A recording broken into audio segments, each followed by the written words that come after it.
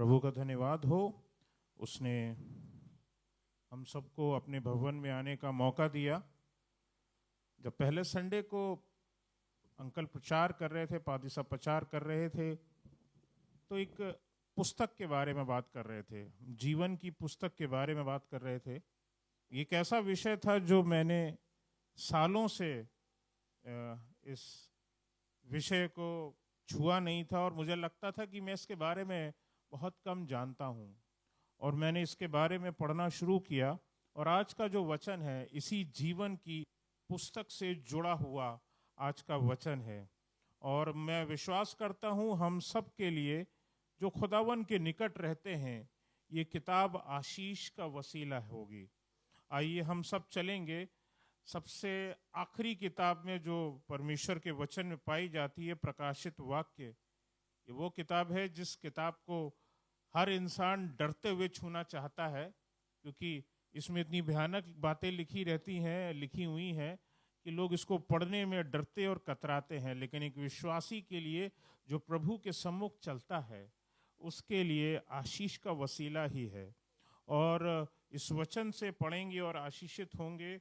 और इस वचन को पढ़ते हैं, इसके 20वें अध्याय में चलेंगे और यहाँ पर इसकी 12वीं आयत है जो जीवन के पुस्तक के विषय में यहाँ पर लिखी गई है। इसमें जनरली 11 से 15 बीच में का वो हिस्सा है जो आप हिस्से को आप पढ़ सकते हैं, लेकिन मेरा जो केंद्र है वो इसकी 12वीं आयत पर है। और मैं चाहता हूँ कि 11 और 12 आयत इसको साथ में पढ़ेंगे। पहली 11वीं आयत, फिर 12वीं आयत हम लोग पढ़ेंगे।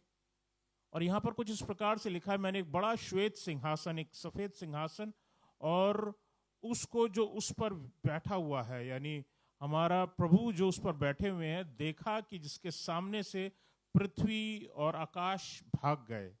लिखा है पृथ्वी और आकाश भाग गए। इंग्लिश में लिखा है there was found no place for them. उनके लिए कोई स्थान नहीं था कि जहां ये धरती जिस पे आज इस समय आप बैठे हुए हैं और वो आसमान जो आपके सिर के ऊपर टंगा हुआ है, जिस पे आपको चांद तारे सितारे दिखाई देते हैं, परमेश्वर के सामने से वो भाग खड़े हुए, वो हटा दिए गए, रोल आउट हो गए। और इसके आगे पढ़ दें, 12वीं आयत में हम लोग पढ़ेंगे। और यहाँ पर लिखा हुआ है, फिर मैंने छोटे से बड़े मरुओं को सिंहासन के सामने खड़े हुए देखा, और लिखा हुआ है पुस्तकें खोली गईं। मैं जब इस आयत को पढ़ रहा था तो यहाँ पर लिखा हुआ मैंने देखा, तो इसमें लिखा हुआ है कि पुस्तकें खोली गईं। इट मीन्स मेनी बुक्स, एक किताब नहीं है। मैं जीवन की पुस्तक को खोजने चला था, मुझे तो पता, अब जा करके पता चला कि वहां पर अकेली एक किताब नहीं है, पूरी लाइब्रेरी है, पूरी लाइब्रेरी है। और वो लाइब्रेरी में जीवनियां हैं, हमारी, आपकी, आपके मर गए और हमारे परिवार के जो मर गए तमाम लोग हैं, उनमें से हर एक की जीवनी है वहां पर। उसमें तमाम हमारी जीवन, जैसे लोग पढ़ते हैं ना जीवनी, भैया अच्छा फलाना पोएट के बारे में पढ़ना है तो यहाँ से पढ़ सकते हैं। आशीष की बात मैं बताना चाहूँ, ये पुस्तकें जो हैं ये प्रकार की जीवनियाँ हैं।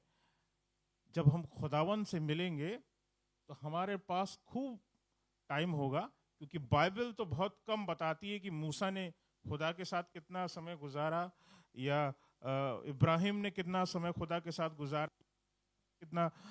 साथ समय गुजारा, या यशाया ने कितना समय गुजारा, या एलिया ने कितना समय गुजारा, या पतरस ने कितना समय खुदा के लिए किया, और क्या क्या किया। बहुत कम चीजें वर्णित हैं, लेकिन उसमें एक एक बात, एक एक चीज लाइफ की उसमें वर्णित है। और उस लाइब्रेरी में जा करके जब हम लोग वहां रहेंगे, खुदा के उस भवन में, उस अनंत काल के भवन में, जब अगर खुदावन हमें उसका स्थान देगा, हम उस लाइब्रेरी से हमें पढ़ना होगा तो हम यशाया की किताब निकाल के पढ़ सकते हैं।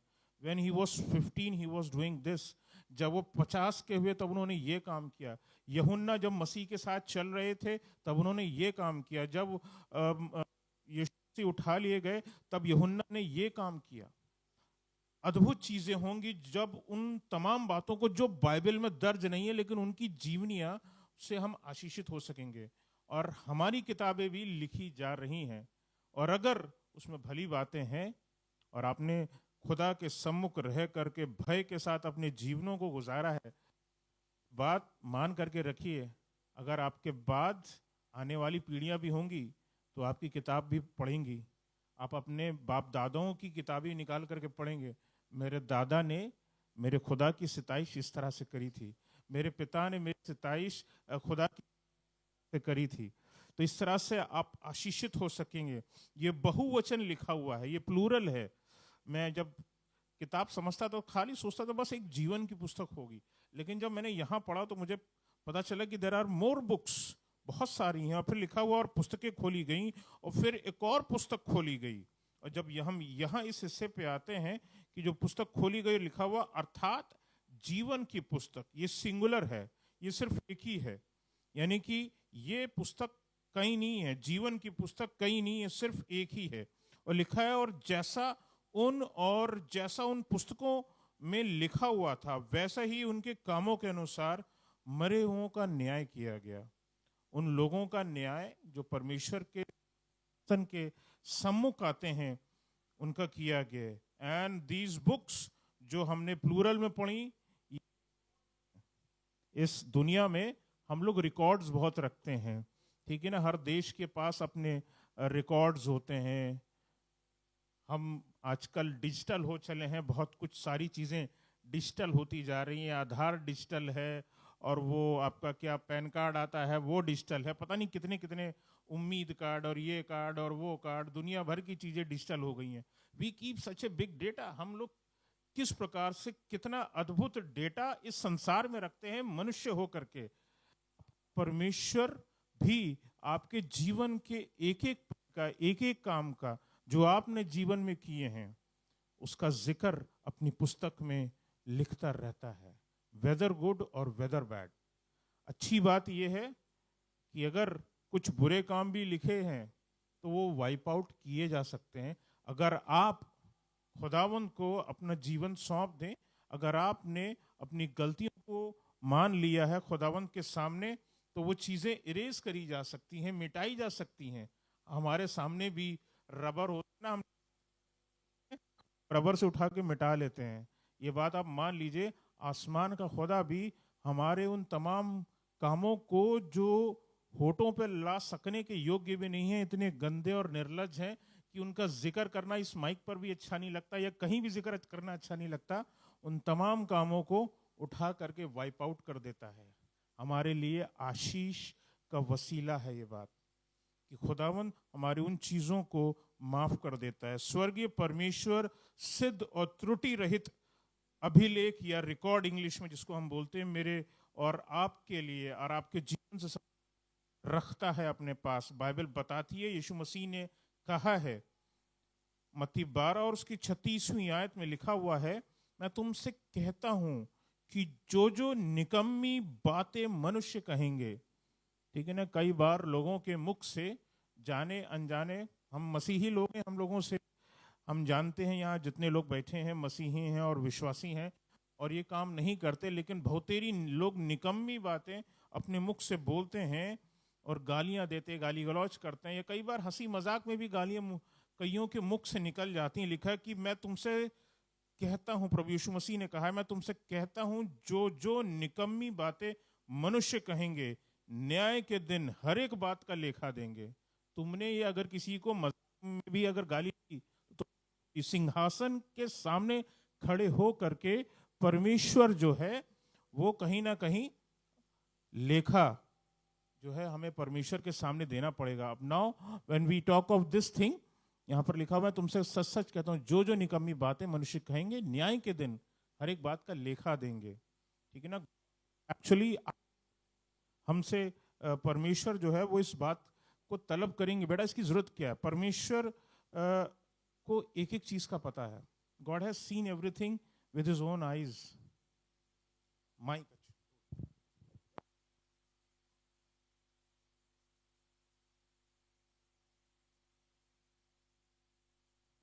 Hello check, okay.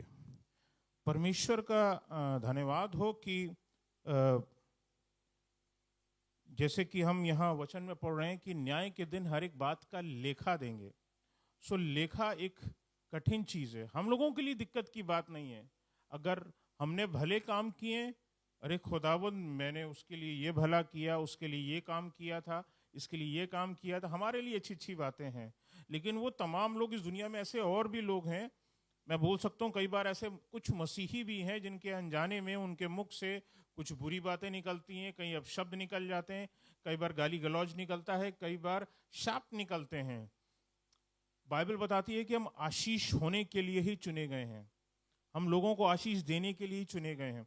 तो हम ध्यान रखें कि हम क्या बोलते हैं, हमारे मुख से निकम्मी बातें ना निकलने पाए। परमेश्वर के सम्मुख जब हम खड़े होंगे तो एक एक बात का लेखा देना है, रिटन थिंग। क्योंकि उस समय भी जब हम बता रहे होंगे वो किताब लिखी जा रही होगी, अच्छा तुमने ये बोला, तुम्हारे मन में ये चल रहा था, तुम लिख लिया। ऑल्दो गॉड नोज एवरीथिंग, परमेश्वर सब कुछ जानता है कि हमारे हृदय में क्या चल रहा है, हमारी बुद्धि में क्या चल रहा है। और वो जो दुनिया के सामने हम नहीं करते, पीठ पीछे करते हैं, वो भी उसको पता है, सब कुछ पता है, उससे कुछ भी छिपा नहीं है। हम ऐसा कोई स्थान है ही नहीं इस संसार में जो हम बोल सके कि हम खुदा से कहीं छिप सकते हैं, या हमारे काम उसके दृष्टि में नहीं है। सब कुछ जो है उसकी नजरों के सामने है।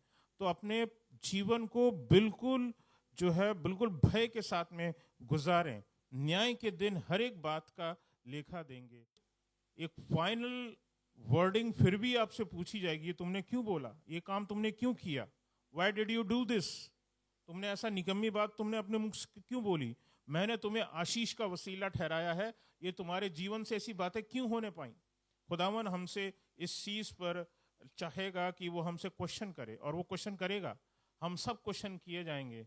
जितना बड़ा जीवन मिला है उतने ज्यादा काम होंगे, और उतनी बड़ी आपकी किताब होगी, और उतने ज्यादा काम होंगे, और कितने भले काम और कितने बुरे काम अपने आप जान लीजिए। और हमें किस प्रकार से भय के सम्मुख परमेश्वर के सामने रह करके हमें चलना है कि परमेश्वर उसी घड़ी उस चीज को उठा करके वाइप आउट कर सकता है, मिटा सकता है। अच्छा बेटा तुमने बहुत ज्यादा उसमें क्रोध में बोल दिया था, तुम इस कारण से दुखी थे और तुम इस कारण से तुमने क्रोध किया, अच्छा ठीक है, I am wiping this out from the आपकी बुक से, बेटा इस चीज को मैं मिटा रहा हूं।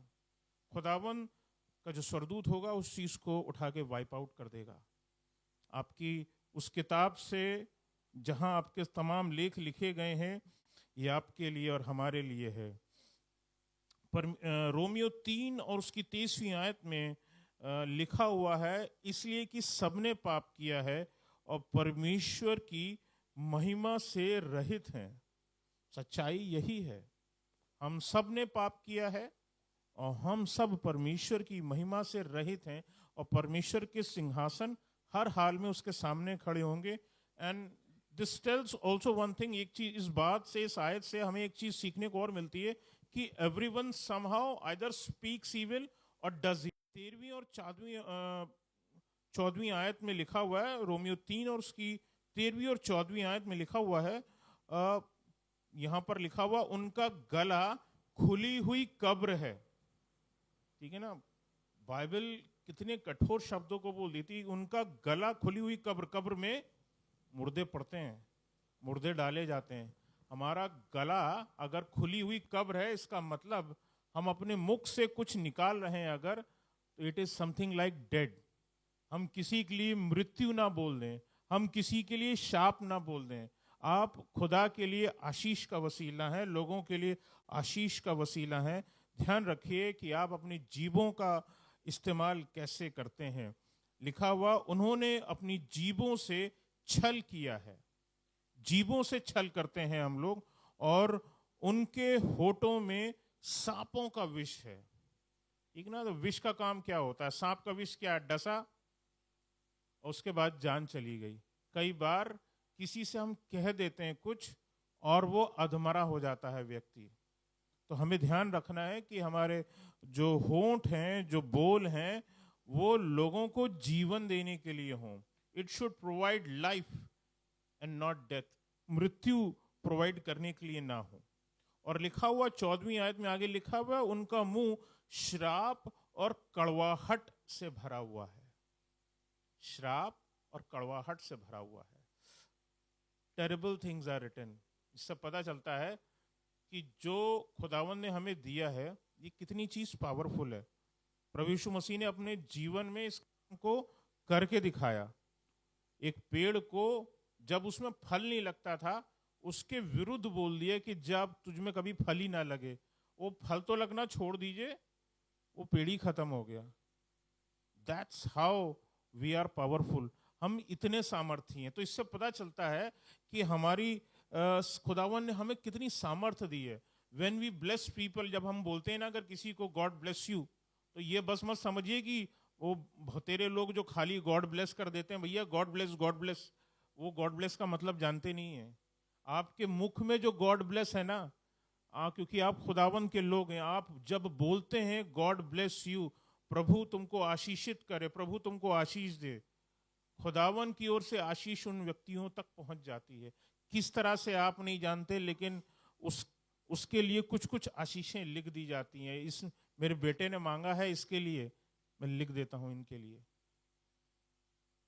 ये खूबी है आपके खुदावन की, इसलिए हमें संभाल करके रखना चाहिए कि हमारे मुख से निकम्मी बातें ना निकलें, कड़वाहट भरी बातें ना निकलें, सांपों के विष के समान बातें ना निकलें, मृत्यु समान बातें ना निकलें। इस चीज का हमें ध्यान रखना है। आपके रिकॉर्ड्स को धोया जा सकता है परमेश्वर के सिंहासन के सामने, परमेश्वर द्वारा। इसलिए न्याय के दिन जो निकम्मी बातें हैं उसका न्याय होना है, और हम ध्यान रखें कि हम किस प्रकार से हम अपने जीवनों को जीते हैं और बोलते हैं और करते हैं। एंड ये क्लीन करने का रिकॉर्ड ऐसा नहीं है कि कोई बगल में कोई बाबू बैठा हो उसको 100 रुपए दे दिया जाए, भैया 100 रुपए ले लो, हमारा काम साफ करवा दो। इस दुनिया में बहुत होता है ना, बगल वाले बाबू से बहुत सारे काम हो जाते हैं, लेकिन वहां कोई बाबू आपका काम नहीं करेगा, कोई सरदूत आपके साथ खड़ा नहीं होगा, क्योंकि वो परमेश्वर की ओर से खड़े हैं। इसलिए ध्यान रखें कि आपका काम अच्छे हों, भले हों, और खुदावन ध्यान रखे हमारे सारे पाप, हमारा सारा पुराना मनुष्यत्व, हमारी सारी गलतियां, हमारी सारी कमियां, हमारा हर एक वो अवसर जो हमने परमेश्वर की बातों पर खरा उतरने में जब हम असमर्थ रहे, माफ किया जा सकता है और भुलाया भी जा सकता है। खुदावन उन सब चीजों को भुला भी सकता है। अगर हम कई बार हम जानते हैं कि हम ये काम हम कर सकते थे, हमें पता था कि हम चर्च आ सकते थे, लेकिन हमने यार दोस्तों में साथ रहना बेहतर समझा। हम कर सकते थे इस चीज़ों को, लेकिन हम उसमें हम असमर्थ रहे। अगर हम थोड़ी सी मेहनत और करते तो ये काम और बेहतर हो सकता था। तो हम उन चीज़ों में जब हम देखते हैं कि हम मनुष्य हैं और परमेश्वर इस चीज़ को जानता है, परमेश्वर उन चीज़ों को भूल सकता है, उन सब चीज़ों के लिए आपको माफ़ी दे सकता है। अगर परमेश्वर सारे संसार के लोगों का रिकॉर्ड, अगर आदम के बाद से जो इस धरती पर पैदा हुए हैं उन लोगों का रिकॉर्ड रखता है, तो मैंने ऐसी गूगल थोड़ा बहुत किया कि अभी तक कितने पैदा हुए होंगे लोग अभी तक इस धरती पर। मैंने एक खाली गूगल से थोड़ा ऐसी गूगल किया, तो कुछ बता रहे हैं कि लगभग around 180 billion people have been born into this world. दुनिया जब से बनी है, मतलब ये कोई एक जैसे एस्टिमेशन है, और ये कोई एग्जैक्ट नहीं हो सकता है, थोड़ा बहुत कम हो, 180 की बजाय हो सकता है शायद 150 ही निकले, लेकिन फिर भी इतने लोगों का रिकॉर्ड परमेश्वर ने रखा हुआ है। सो एटलीस्ट 180 बिलियन या 150 बिलियन भी अगर आप मान लें, इतनी बुक्स हैं जो इस संसार में पैदा हुए लोग और इस संसार में आए और उन्होंने अपना जीवन जिया और मरे और खत्म हुए या स्वर्ग वापस खुदा के पास चले गए। हम उन लोगों की पुस्तकें भी जोड़ दें तो उन लोगों की किताबें भी रखी हैं। सो मैनी बिलियन बुक्स, इतनी बड़ी library, I think don't think so इस दुनिया में कोई भी लाइब्रेरी होगी जिसके पास इतनी बिलियंस ऑफ बुक्स होंगी। I don't think so. शायद 1-8 बिलियन हो, शायद किसी में तो शायद हो सकता है, लेकिन इतनी 150 बिलियन से ज्यादा बुक्स हो किसी लाइब्रेरी में तो मुझे तो नहीं पता। अगर किसी को हो तो मुझे बता दीजिए।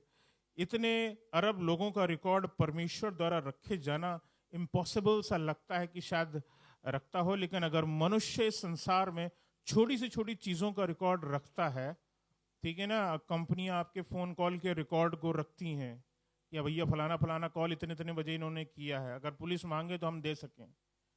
तो ये इन्होंने इतने बजे कॉल किया था, इतनी देर की, इतने सेकंड की, इतने मिनट की इन्होंने बात करी। When they can keep the record, जब इस संसार के लोग रिकॉर्ड रख सकते हैं तो हमारा परमेश्वर भी हमारे एक एक चीज का रिकॉर्ड रख सकता है। मनुष्य भी जनगणना के हर प्रकार के स्टैट्स का पूरा विवरण रखता है और परमेश्वर भी रखते हैं। अगर एक परिभाषा अगर मैं इस बुक ऑफ लाइफ की अगर दूं, तो book of life represents the records of all who belong to God. I repeat, book of life represents the records of all who belong to God and all who have attained eternal life, जिन्होंने अनंत जीवन को पा लिया है। अगर मैं हिंदी में बोलूं तो जीवन की पुस्तक में उन तमाम लोगों का अभिलेख है या रिकॉर्ड है जो परमेश्वर के हैं, जो या तो परमेश्वर के हैं या जिन्होंने अनंत जीवन को पा लिया है। उनके नाम जीवन की पुस्तक में लिखे गए हैं। यही जीवन की पुस्तक प्रकाशित वाक्य के 20वें अध्याय के 12वीं आयत में खोली गई, जिसका जिक्र हम लोग ने शुरुआत में पढ़ा। और इससे एक बात पता चलती है कि परमेश्वर हम सब के और हम में से हर एक के नाम जानता है। सो अगर 120 अरब लोग हैं और या 150 अरब है या 180 अरब हैं, तो खुदावन इतने लोगों का नाम ऑन द टंग याद रखता है। उससे नाम पूछेंगे ना कि हमारी 50वीं पीढ़ी में पीछे कौन पैदा हुआ, वो बता देगा। परमेश्वर बता सकने की सामर्थ्य रखता है। और सिर्फ नाम ही नहीं बता सकते, वो एक एक चीजों के बारे में बता सकते हैं उसके। He has every record of it. इससे पता चलता है कि खुदावन हमारे लिए कितनी कदर करते हैं कि हमारी छोटी से छोटी बातों को लिखते रहते हैं कि हाँ, इसने ये भला काम किया है। वो बाद में फाइनल टैली की जाती है कि हाँ, इतने अच्छे काम, इतने भले काम या इतने बुरे काम। उसके बाद फिर हमारा किस प्रकार से हम अपने आप को ऊंचा उठाते हैं या खुदा के सामने हम अपने आप को डाल के बिछा देते हैं। हाँ खुदावन, हम अधर्मी ही हैं, हमने बहुत गुनाह किया है, हमने बहुत कोशिश करी कि हम आपके लिए बहुत अच्छा कर सके, लेकिन फिर भी हम उतना अच्छा नहीं कर सके जितना हमें कर सकना चाहिए था, लेकिन हमने कोशिश करी। अगर ये इस एटीट्यूड के साथ में अगर हम अपने जीवन को जिएंगे और अपना दी बेस्ट देते रहेंगे खुदा को, तो वो भले कामों की संख्या जो उस पुस्तक में लिखी है बढ़ती रहेगी और खुदावन के सम्मुख ये बातें पढ़ी जाएंगी, बोली जाएंगी और आपके लिए आशीष का वसीला होंगी।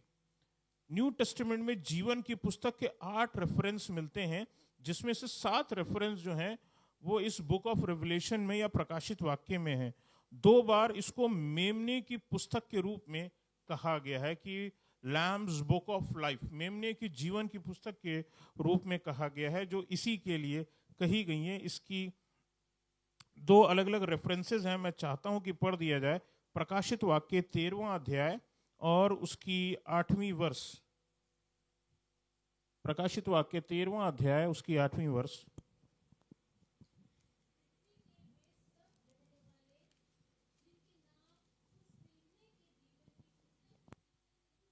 जी जी, आज we are talking of the Antichrist over here, और जिनके कान हो वो सुन ले इस बात के विषय में बोला गया। और उसके बाद में हम आएंगे इसकी 21वें अध्याय में और इसकी 27वीं आयत को हम लोग पढ़ेंगे। 21वें अध्याय की 27वीं आयत।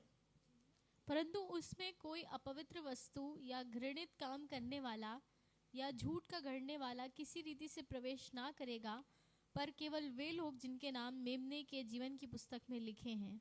कितनी अच्छी बात लिखी है। उसमें कोई अपवित्र वस्तु और घृणित काम करने वाला एंटर नहीं करेगा।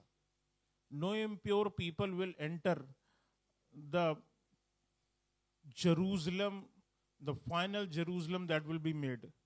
अभी तो यरूशलेम और पूरे इज़राइल को आप युद्ध से ग्रसित देखते हैं, लेकिन वो यरूशलेम जो परमेश्वर खड़ा करेगा अंतिम समय में, जो हमारे लिए एक अद्भुत स्थान होगा, एक विश्वासी के लिए एक अद्भुत स्थान होगा, जिसके लिए बहुत कम ही लिखा गया है परमेश्वर के वचन में। यह लिखा है, या झूठ का गढ़ने वाला किसी रीति से उसमें प्रवेश न करेगा, परंतु केवल वे लोग जिनके नाम मेमने की जीवन की पुस्तक में लिखे गए हैं। So if you are a part of it, और आपके लिए वो नया यरूशलेम वो रखा गया है और आप उसका हिस्सेदार होंगे।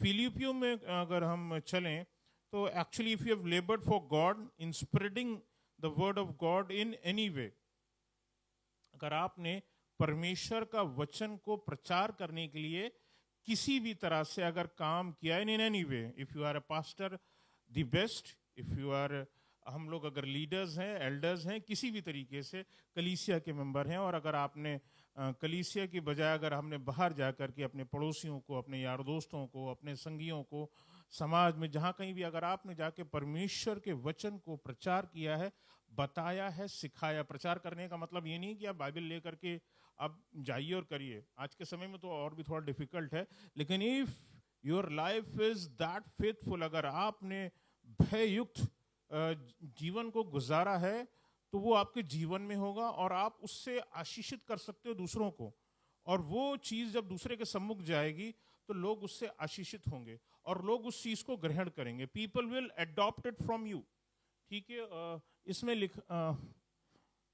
तो मैं बताना चाहता हूं कि इसमें जैसे मैं बता रहा था कि किसी भी प्रकार से if you have लेबर्ड for God, तो आपका नाम जो है उस किताब से काटा नहीं जाएगा, and your names will be over there.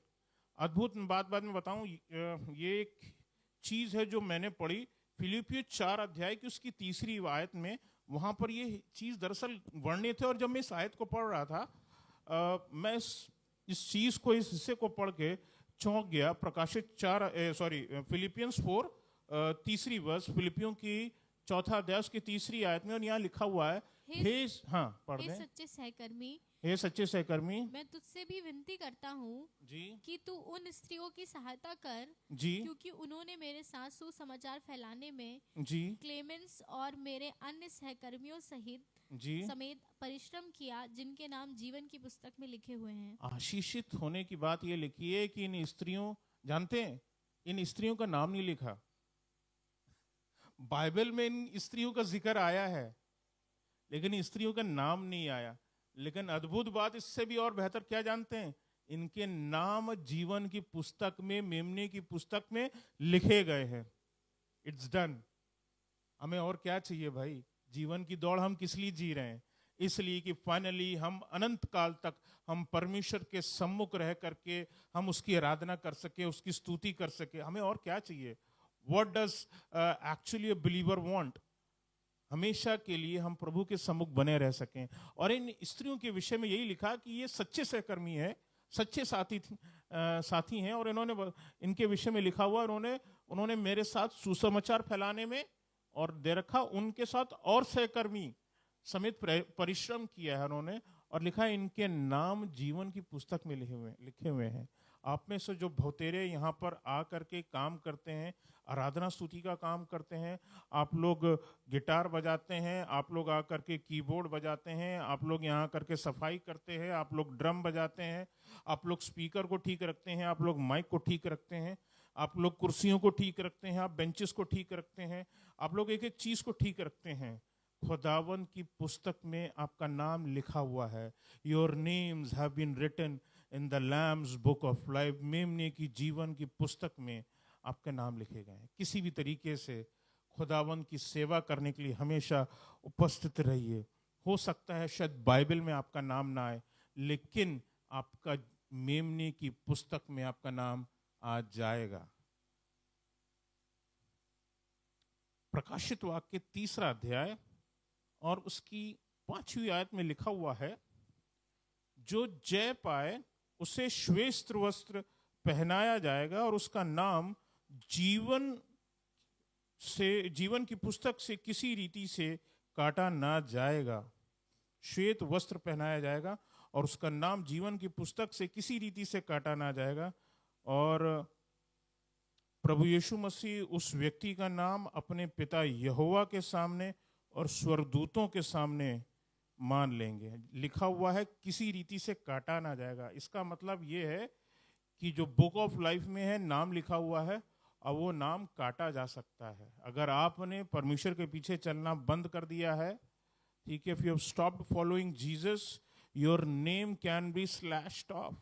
अगर आपने परमेश्वर को छोड़ दिया है, your name can be slashed of. अगर आप परमेश्वर के पीछे चल ही नहीं रहे हैं, your name can be slashed of. उसका आपका नाम काटा जा सकता है। ये भयानक चीज है। अगर ये आशीष का वसीला है कि बाइबल में नाम नहीं है लेकिन जीवन की पुस्तक में नाम है, तो ये भयानक बात है आपके लिए कि कहीं ना कहीं आपका नाम उस पुस्तक से जिसमें होना चाहिए और वहां पर अनुपस्थित पाया जाए, वहां ना हो। कितनी भयानक बात है। और जानते हैं आशीष की बात जो हमारे लिए और आपके लिए लिखी है और प्रभु यीशु मसीह की ओर से हमारे लिए रखी गई है, वो बात कुलीसियों के 2 अध्याय, आखिरी वर्ष से पढ़वा के खत्म करूंगा। कुलीसियों की पत्री 2 अध्याय और उसकी 2 अध्याय उसकी 14वीं वर्ष, 14th वर्ष को हम लोग पढ़ेंगे। 2nd chapter, कुलीसियन 2nd chapter 14th वर्ष, कुलीसियों की पत्री 2 अध्याय 14वां आयत। और विधियों का वो लेख, लिखा है विधियों का वो लेख जो हमारे नाम पर और हमारे विरोध में था, मिटा डाला, उसको मिटा डाला है। God has erased, Jesus has erased. आगे पढ़ दें। और उसे क्रूस पर कीलों से जड़कर, उसको क्रूस पर कीलों से जड़कर सामने से हटा दिया है। God has removed all your past.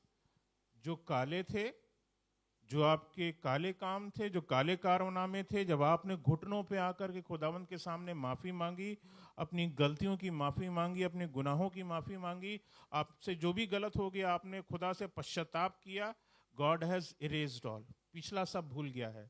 God does not remember now. उन सब चीजों को रिमेंबर भी नहीं करता। प्रभु यीशु मसीह ने के उस सलीब पर ठोक दिए गए हैं, एंड इट्स फॉरगॉटन। अब भूल गए। अब खुदावन की किताब में उन चीजों का, उस जीवन की पुस्तक में, उन जो आपकी पुस्तक लिखी गई उनसे वो अब वो हिस्सा नहीं है। वो चैप्टर शायद रहा होगा कभी, ये इतना पापी व्यक्ति था, इसने ये पाप किए थे, इसने ये गंदे काम किए थे, सब कुछ वाइप आउट हो गया होगा, वाइप कर दिया गया है। कुछ वैसे ही जैसे अगर पौलुस के विषय में अगर किताब लिखी गई होगी, जो कि होगी, और उसके वो तमाम हिस्से जिसने उसने मसीहों को कितना तंग किया, कितना मारा, उसको पूरी छूट थी, खुदावन ने वो पन्ने गायब कर दिए होंगे। It would have been erased, it would have been teared. अब वो चीजें होंगी ही नहीं। अरे इसने वो काम कुछ नहीं किए हैं, इट्स नो मोर। वो भला व्यक्ति था, देखिए कहाँ लिखा है इसमें, कहीं है कोई? हम आप हिस्से निकाल करके देखेंगे, वो पन्ने शायद खाली मिलेंगे या शायद वो पन्ने ही नहीं मिलेंगे।